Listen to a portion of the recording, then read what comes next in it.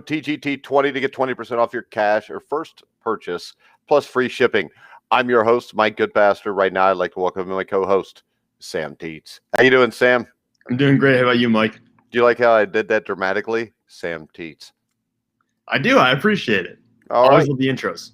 All right. We have a very interesting game tonight with playoff implications, something we usually don't get on a Thursday night. And we have the Los Angeles Rams hosting the New England Patriots in Inglewood, California at 8:20 tonight. And this is a huge game. And with the Patriots, they almost would have to win out to have any shot to make the playoffs. You agree? Yeah, I mean, it comes down to it. If they won out, they'd be 10-6 on the year. And I think there's still a chance the 10-win team in the AFC doesn't get into the playoffs based on how things are going right now. So if you're the Pats, you really need this win. You need every win the rest of the way. I don't think it's going to happen. I don't think they'll be too upset if they don't make it based on what they've been working with this year. But if you're the Patriots, this is do or die time. Yeah, and for the Rams, it's do or die time also as they're battling the Seattle Seahawks for the NFC West Championship. This is a big game for them too, and I think it's really a big game for Jared Goff on national TV. He's coming off one of his best performances of the year. He really needs to perform well here. Yeah, it really does because he needs to get momentum going. Because we've seen Jared Goff have good games this year, but we have not seen him be able to string together 5 or 6 weeks of good football without having a game like he did against the 49ers or against the Buccaneers where he turns the ball over multiple times. So he needs to get in a little bit of a rhythm here before they get into the playoffs, especially because they don't have a Todd Gurley this year. They have Cam Akers, who's a rookie running back. They're still developing him. So they need to have Goff in the passing game working on all facets if they're going to get into the playoffs. And also because they're tied with Seattle for the division lead right now. If they lose this game and Seattle wins, the Seahawks retake the lead, and that's huge for the seeding issues.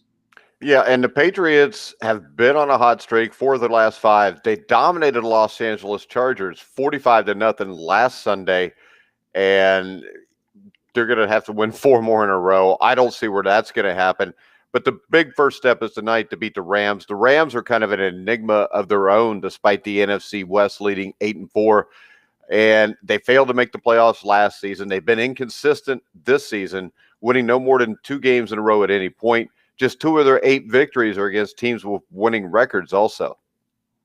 Yeah, they've lost to the 49ers twice. They lost to Miami 28-17. They lost to Buffalo in a very close game. And even in the opening week, they only beat Dallas by 3 points, but they had Dak Prescott at that point. And their end-of-the-year schedule, they got 3 tough games here. They got New England tonight, the Jets, which is going to be an easy win, and then they get the Seahawks and the Cardinals. So basically, this division is going to get decided in the final 4 weeks of the year. Arizona is only 2 games out of first place right now. I know they haven't played well recently. I don't think they're going to make the playoffs at this point. But if they win out or if they win 3 of the final 4 games, Arizona might jump the Rams in the standings. So it's really a key situation here where they need to pick up this win. And that means they at least will get 2 of the final 4 games. And I would say a big thing here is how did the Rams stop Cam Newton? And during the Patriots' recent 4-1 surge, Newton has had more than 300 passing yards just once. And that's actually the game the Patriots lost 27-20 against the Houston Texans. On paper, he's thrown for fewer touchdowns than the Patriots have wins this season while tossing 9 interceptions. So when you look at this, I think the key to stopping Cam Newton is stopping the run game for the Patriots, force him to throw. He may throw for 300 yards, but you'll win the game in the end.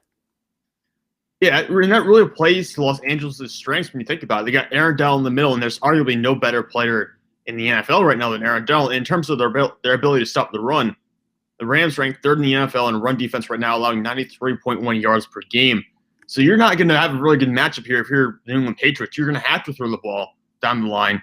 And frankly, I don't think where Cam Newton is at his point in his career, he's going to be able to match Jared Goff. I just don't see it. And Goff is not by no means a stellar quarterback. He's probably average, I would say. But I don't see Cam Newton being able to match that based on what we've seen so far this year and based on his weapons. All right, the past 5 games, though, a big stat to me is the Patriots have converted 47.6% of their third downs, a rate that would leave them 5th in the NFL if it stretched out over the entire season. But I also think the reason you're getting that 47.6 is the ability to run the ball, and third down is 3rd and 2 and 3rd and 3 instead of 3rd and 9 and 3rd and 10. And I think that's the biggest key for the Patriots offense tonight. Well, yeah, you have to get into those short yard situations where Cam Newton could QB sneak forward. We can get Damian Harris go because Damian Harris has been doing really well this year. I just don't believe that the Rams are going to get overwhelmed by this Patriots offensive line. I don't see it happening.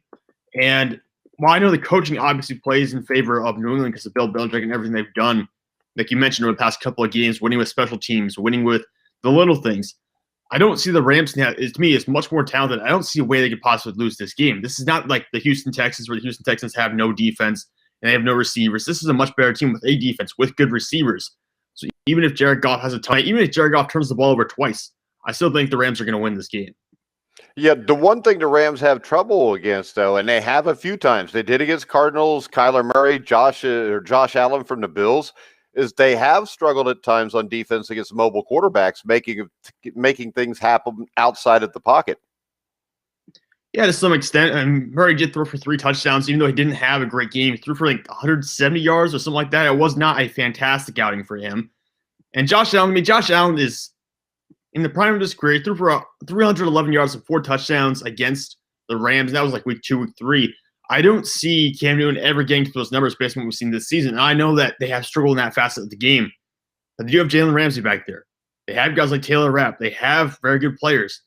And I think I forget his name. It's like Darius Williams. He's probably going to be a Pro Bowl corner for them as well.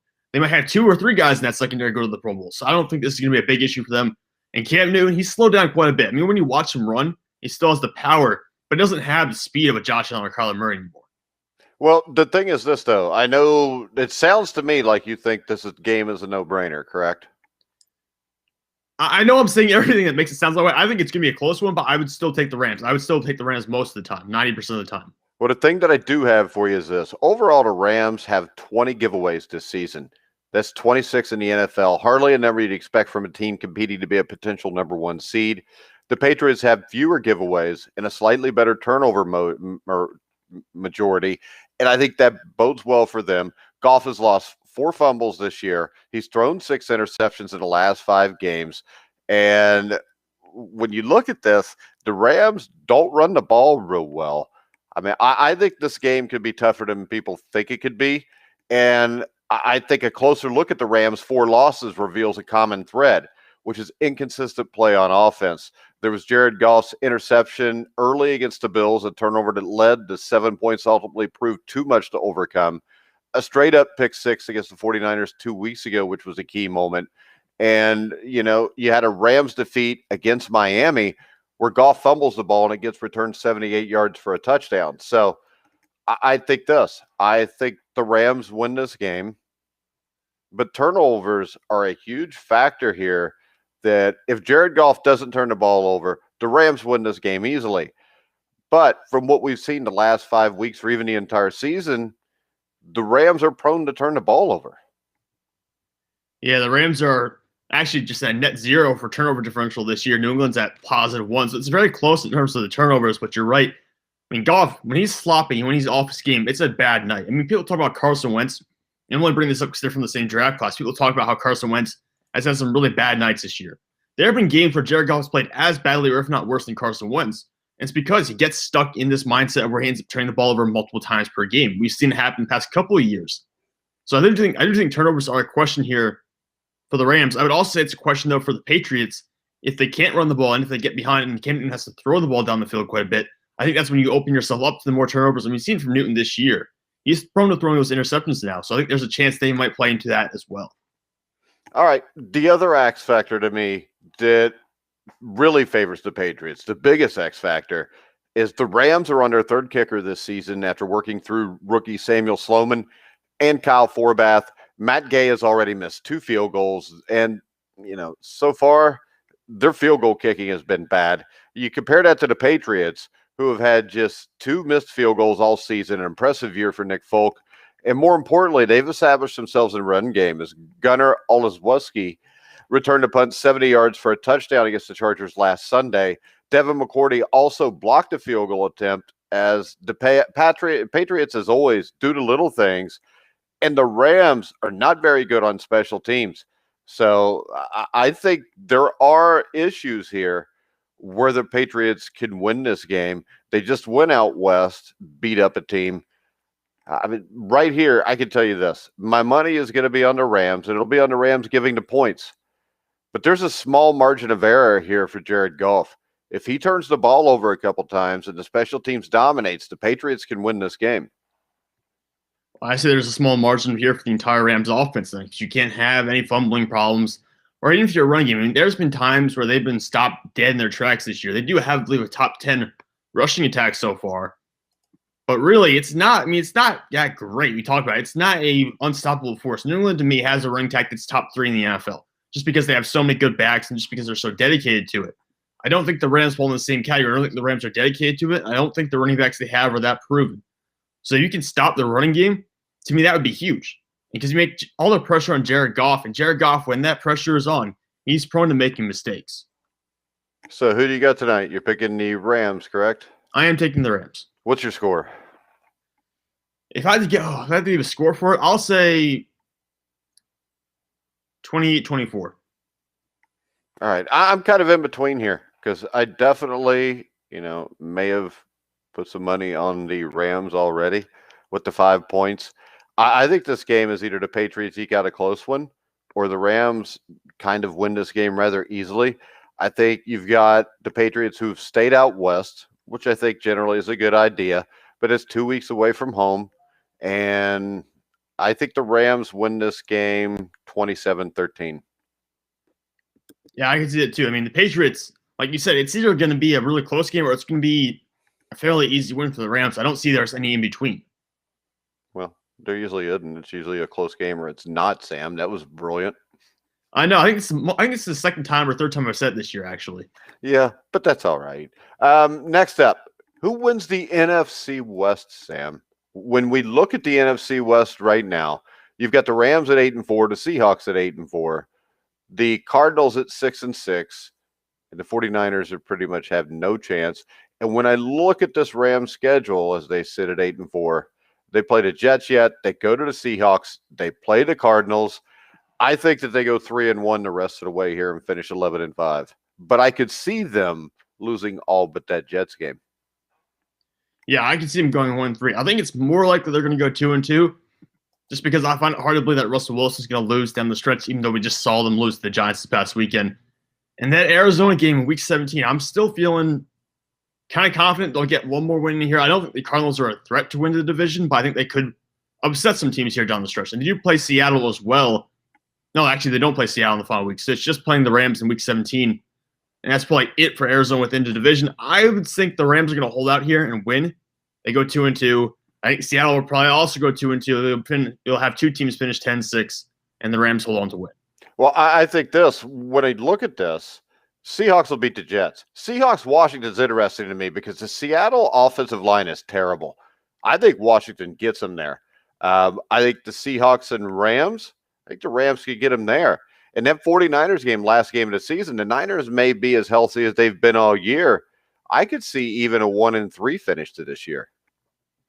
Yeah, I could too. And you brought that up for the Rams. I think it's more likely to get a 1-3 finish from Seattle, just because, I mean, they beat the Eagles, but they only beat them by 6. They lost to the Giants by 5 points, and the Giants dominated them on the ground. New York should be a win.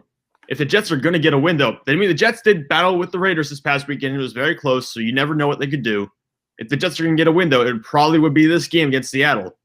So I wouldn't entirely write that one off. And then you get Washington. I agree with you there. Seattle's not going to be able to run the ball at all.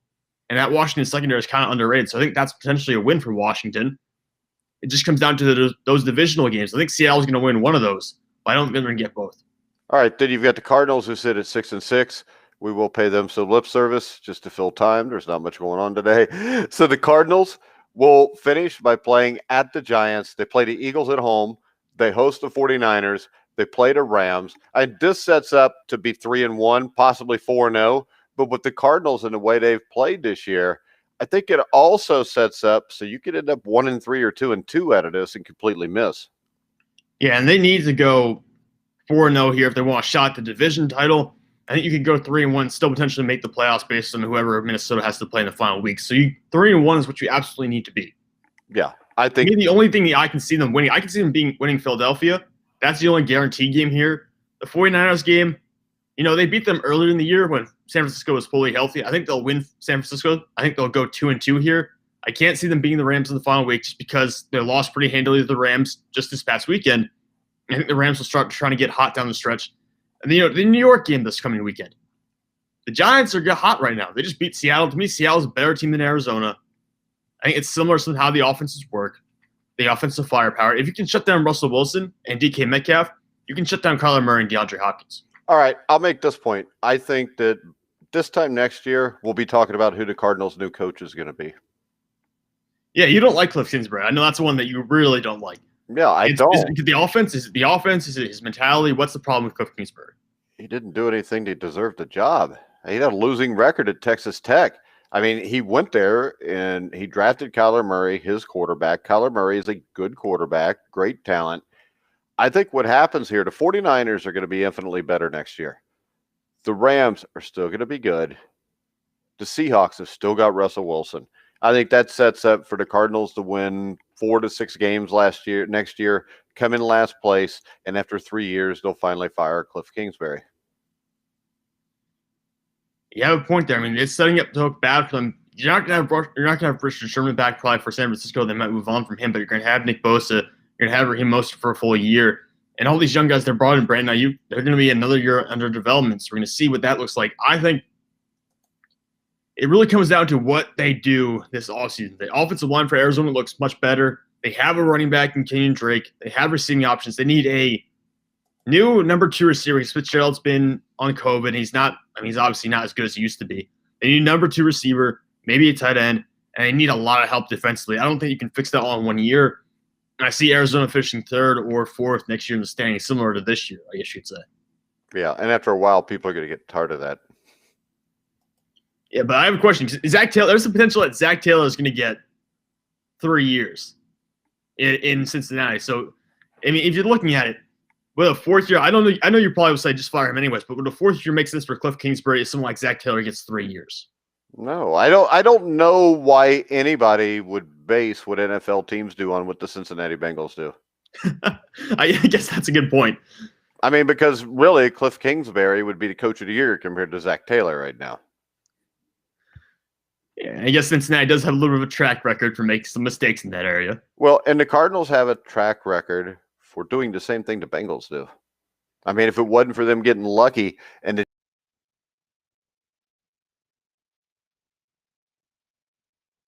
Hold on, you cut out here, Mike. I can't hear you right now. Can you say something again? All right, I'm going to try to fix that. Give me a second. Can you hear me?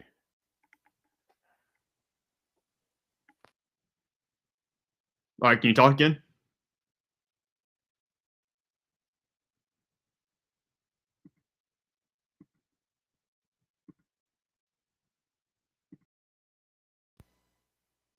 Huh. Can you hear me?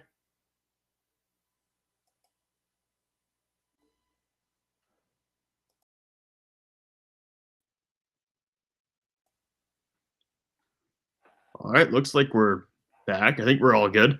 I don't know what think they happened are. there for a second, but I think he cut out. I can't see Mike right now. So I don't You know if can't that hear me means that either, his can ya? computer shut down or he had to reload the page or whatever happened. I think we're still live from what it looks like, but Mike's saying Cliff Kingsbury doesn't believe he's going to be back after next year. And I can see a route where that happens. It's unfortunate for him because of the conference, the division they're in. They really don't have much of a chance. And there you are. Can you hear me now? Yeah, can you hear me? Yeah, I can hear you again. All right, we're all good. All right. I don't know what happened there. I don't know either. I've never had that happen before. It's probably something to do with the Pittsburgh Steelers. Yeah, probably. So go ahead. What were you saying? I heard the Cliff Kingsbury comment. Now, I just think in another division, they would have had a better chance of keeping his job longer. But I mean, you're right. He's in a division where you have Pete Carroll, you have Sean McVay, you've got Kyle Shanahan. Not guys who would say that are like, they're not on the same level as someone like Bill Belichick, obviously, or maybe not even the same level as Sean Payton. But I would think they're still quality coaches who will be in the NFL for a while. And Cliff Kingsbury, this new guy on the block, is probably just in a tough situation. Like you said, he doesn't have the winning. He doesn't have the resume of the other guys in that division.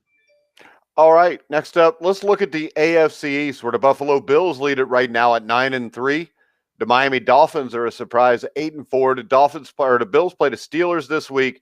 The Broncos the next. They finish with the Patriots and the Dolphins. This Steeler game, I think, is huge for them, especially when it comes to seeding, because there's still a shot. They could be the number 1 seed. Not a great shot, but there is a shot. Yeah, if Kansas City was to implode down the stretch, which I don't think either of us sees happening, No. there's a shot for them. And Buffalo can get that number 2 spot. I mean, they'll go for that as well. They're only 2 games back behind Pittsburgh and Kansas City right now. But more importantly, the Dolphins are only one game behind Buffalo. I think that's probably the key situation here. The Bills want to put a little extra space between them and Brian Flores' team. They have a fairly, I say, difficult end of season schedule. I mean, they play New England, which you never really know with the Patriots. They play Pittsburgh. They play the Broncos. That's an easy win. But I think that's the only guaranteed win on their schedule here. They also play Miami in Week 17, which could be for the division. If you're Buffalo at this point, you don't want to drop any games because the Dolphins are one behind you. And really, the Dolphins don't have a great schedule either. But I think the Steelers game is huge for them to prove that they can hang with some of the other best teams in the NFL right now. So the Bills don't have that many signature wins this year. Yeah, the Bills only need one more win, and they're going to win this division. If you look at the Dolphins, they've got to close. They play the Chiefs this week. Then they go to Miami. Then they go to Las Vegas. And then they go to Buffalo. So right there, I mean, 2-2, I think they would be happier in hell with because it would get them in the playoffs. But I really think the Dolphins are going to miss the playoffs. I think this finishes up 1-3.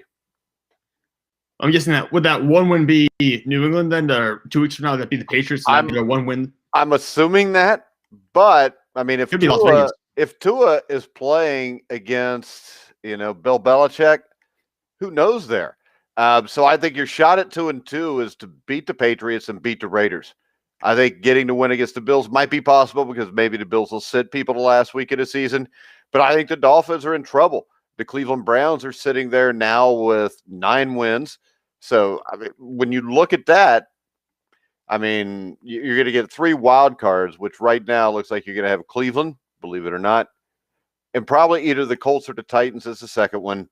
So the Raiders-Dolphins game even could be for that last playoff spot when they play. Yeah, so the Raiders right now are 7-5. Miami's 8-4. We have Greg Recky in the chat, by the way, saying the Steelers are going to win 28-17. And I like that prediction, Greg. I really like that. We should have more of that on the show. But more of that positivity, more of that Pittsburgh vibe. I love that. But really, I mean, you're right. That game between the Dolphins you don't read everything, do you? But then I don't like Buffalo. So he doesn't like Buffalo because Buffalo is just like Cleveland. It's in a horrible place in the country. And see, he's jealous of the Bills because the Bills have at least been to 4 Super Bowls. And I also want to bring up, since we're talking Bills, tomorrow morning at 11 o'clock Eastern Time, live NFL Legends show, I'll be interviewing Buffalo Bills Hall of Famer Andre Reed. Yeah, that's going to be epic to hear that interview and get to listen to that. But when we talked about this, Cleveland's a mistake by the lake. That's their nickname, right? That's the city's nickname, the mistake by the lake. In Buffalo, mistake by the lake, too? It could be. I mean, honestly, it could be both those things. I would never want to live in either spot. So let's be honest. Oh, Greg, I didn't say that. That was Sam. Hey, this is the thing. And Greg said they didn't win a single one. But wouldn't it be nice, Greg, as a Browns fan, if you just got the experience once of watching your team play in an actual Super Bowl? Play and lose a Super Bowl. Let's face it. When Cleveland finally gets I would rather play it and lose it than never get there. I'm with you on that one. I agree. I would much rather be there and have that experience, however frustrating it might be. That's something you can hang your hat on a little bit. Yeah, I'm a Bengals fan. They got there twice, and Joe Montana was on the other end. So there was no way we were ever going to win anyway. No, that was just an unfortunate coincidence. It's unfortunate timing there to end up next to Joe Montana because you're not going to win those games. I know. It's sad. Yep. I'm just glad Pittsburgh didn't have to deal with that. Well, you know what? Pittsburgh gets everything handed to them anyways by officials like Super Bowl 40. So what the hell? When the games are fixed, they're easy to win. You're probably right about that. I'm not fixing games. They're not fixing games, Mike. Oh, no, they would never fix games. The NFL would never do anything underhanded. Well, when you phrase it like that, that's a little bit different. The NFL would absolutely do something underhanded. I don't know about fixing games, though. Well, hold on, Greg. I don't remember anything from when I was 5 or 10. I don't remember anything when I was 5 either. I would have been. I mean, when they won the NFL championships, that was how many years ago now? The last NFL championship, I think, for the Cleveland Browns was 1964. I know Greg can correct me if I'm wrong, but I think they beat Baltimore like 34-0. Not sure. And then they played in the NFL championship game, and I think got smoked by Baltimore like 38-0 in like 1968 or 69. Wow, it's been that long, huh? 50 that's years. Not that long ago. I was born in 1968, so that's not that long ago because I'm still a relatively young man. We'll go with that, Mike. We'll go with that for now. What? I said relatively. I didn't say I was young, but it's true. I guess it's based on perception, right? It's not to the point where I got to be scared to death of COVID yet. I'm not that old. I guess you got points. I guess you are young there, Mike. Yeah. And Greg said the curse or blessing of a photographic memory. Well, if you're a Browns fan. So the question is, Greg, did you ever play football?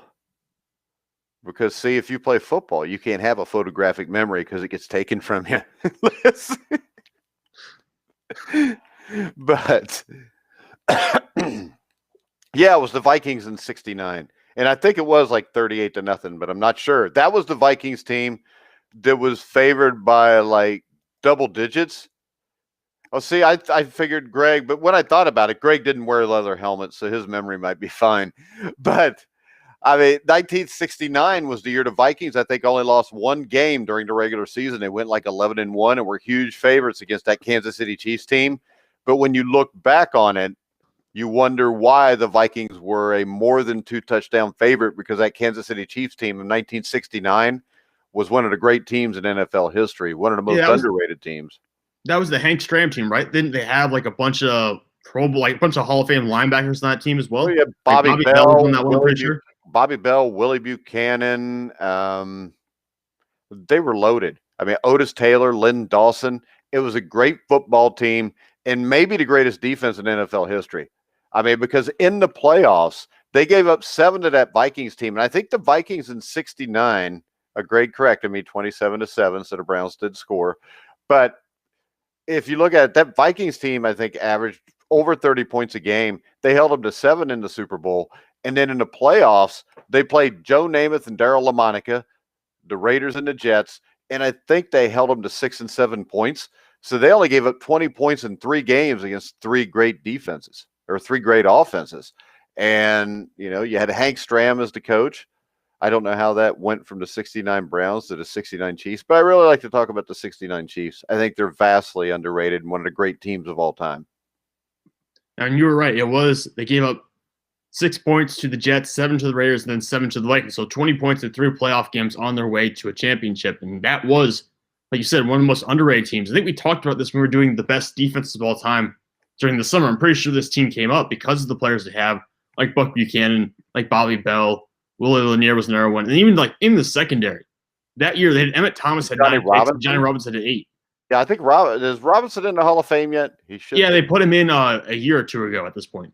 That's what I thought. They probably put him in after he died. That's how they usually do it, the assholes. I think he actually, I forget if he passed away or not. I think he's still alive, but he's like 80-something years old. But then they're not assholes. But, but from what I remember, if you watch Super Bowl IV, which you can find it on YouTube, I think they only gave up like 2 rushing first downs, and they picked off 3 passes in the fourth quarter. And the total points, like I said, against the Chiefs in the playoffs was 20. And they are still, I think, the only team in the Super Bowl era to win the title without allowing as much as 10 points in any postseason game they played. And that speaks to that dominant defense that we talked about. This was one of the 10 best defenses of all time. And for some reason, I don't know if it's because it's Kansas City and maybe it's just more of a small market kind of team. I don't know what you want to say it is, but for some reason, this team gets overlooked a lot. And I don't quite understand because they have 5 or 6 Hall of Fame players on this defense and they never get talked about. Yeah, well, I think a lot of it is being in Kansas City. And the other thing is at that time, the New York Jets and Joe Namath, the Baltimore Colts, Johnny Unitas, those were the big guys. Don Meredith, Vince Lombardi and the Green Bay Packers. That was 69 was a year or 2 after Lombardi. But still, when you look at a D-line, it's got Buck Buchanan, Curly Culp, Jerry Mays was a hell of a guy, a hell of a player. Buddy Bell, Willie Lanier, Jim Lynch at linebacker.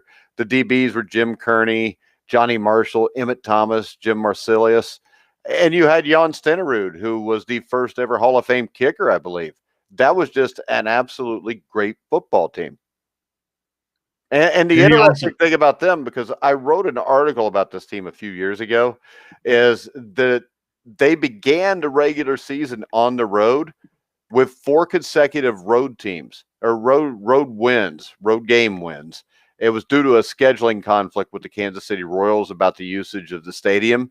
And, I mean, they went 4-0 on the road to open the season with 4 straight road wins. And Lynn Dawson got hurt against the Patriots really early in that year. And Mike Livingston came in and played all right. They had a backup, Jackie Lee, who played good. And the interesting thing is the fourth quarterback on that team was Tom Flores, the legendary Raiders coach. Yeah, and you mentioned they beat the Raiders in the playoffs, and I think that was the John Madden team. I believe that was the year. Those were during the Daryl Lamonke years, I think, when Daryl Lamonke was head coach. I don't think was quarterback. Was that John Madden yet? I don't know if John Madden was the coach there yet or not. I was 69. I can look it up. He might be. That's borderline. I think he might have been 70, but I'm not sure. No, he was head coach in 69. Okay. Yeah, now, the interesting thing is this. The only losses they had that year was they lost twice to the Raiders. And they lost twice to the Raiders in the last month of the season. And then they beat the Raiders in Oakland. The only other loss was week 3 against who? America's team, the Cincinnati Bengals. 24-19. The Bengals upset the Chiefs. And that was the last game of Greg Cook being 100%. And I think Cook and the Bengals started off the year like 2-0. I think they beat – who the hell did they beat? Maybe the Dolphins and Chargers. They were 3-0 to start. Yeah, the Bengals were 3-0. That was an expansion team in their second year. That's how good Greg Cook was. And then I think either the next week he got hurt or he got hurt towards the end of that Kansas City game. So there's a lot of stuff that ties together with the 69 Chiefs. And like I said, that was a team that didn't even win their division. They were technically the first wild card team to win the Super Bowl. Well, hey, like I said, you beat the Raiders on the way to do it, and the Raiders had beaten them twice. But that week 14 matchup with Oakland, it was a 6-10 loss. They were right there. They were getting better. And that was John Madden's first year as coach of that team. Yeah. So, I mean, that Kansas City Chiefs team, very underrated. I had guys like Ed Budd on there, too, who was a damn good player. And Mike Livingston was like the Trent Dilfer of that time because he came in and won like 5 games in a row. Let's see. The Chiefs were beasts of the 60s, 3 AFL titles and 1 Super Bowl. John Rauch. Greg says John Rauch was the head coach of the 69 Raiders. I would disagree. Yeah, I thought Rauch's last game was 68 was the Super Bowl. Was the Super Bowl 2 or it may have been the year after in 68. But so there you go. Greg, I'm disappointed. You let the young one get one right. But you know what? He still hadn't seen the movie Hoosiers or Slapshot, so what the hell? Yeah, so I guess I'm still in the wrong then, kind of. Yeah, you're still a moron. You need to wise up and get a little bit older and get more woke when it comes to, 1970s and 80s movies. All right, Sam, we're going to go ahead and wrap it up. We'll be back tomorrow where we pick the games. We'll try to get Sam, or what's his name? Steve Risley. I think that he played basketball at one point or another somewhere. Yeah, somewhere in the middle of the country. Who knows? But what he's most known for is actually being a guest on here that outpicked us last week. Did he beat me even after the Monday night games? I think he did, actually. Let me pull it up real quick. You might have actually got him with the Monday night games because you had an extra game. Yeah, you got him by 1 game, I think, because the Monday there we go. Games. So, Steve Risley, you didn't win. I did. So all is right with the world now. Make sure you go to Manscaped. Check out manscaped.com. Promo code TGT20. 20% off your first purchase and free shipping. Follow Sam Teets at SamTeets33. Follow me at Grueling Truth. And, Sam, are we doing a college football show today? Yeah, we can. You want to do it anytime after 7, I probably could do it. You want to do it at 7? Yeah, we can do it at 7. That's fine. All right, 7 o'clock tonight, we'll talk about the college football playoff situation, the bullshit going on with Ohio State, and the way rules are changed. And we'll talk a little conspiracy theory, because if you ever wanted a year where conspiracy theory would work, it would be college football on this year if you just look at the top 10 teams. Agreed, Sam? I'm not a conspiracy theory guy, Mike, but it certainly looks like they're trying to put Ohio State in no matter what. Nobody's a conspiracy theory guy because it's either a conspiracy theory or it's just a freaking truth.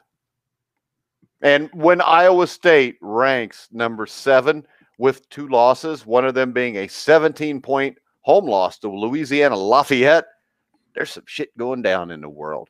All right, guys, we will see you back at 7 o'clock tonight. If you don't like college football, me and Sam will be back at 1 o'clock tomorrow to pick all the NFL games. So for now, for Sam Teets, I'm Mike Goodpaster. You've been listening and watching to The Grueling Truth, where the legends speak.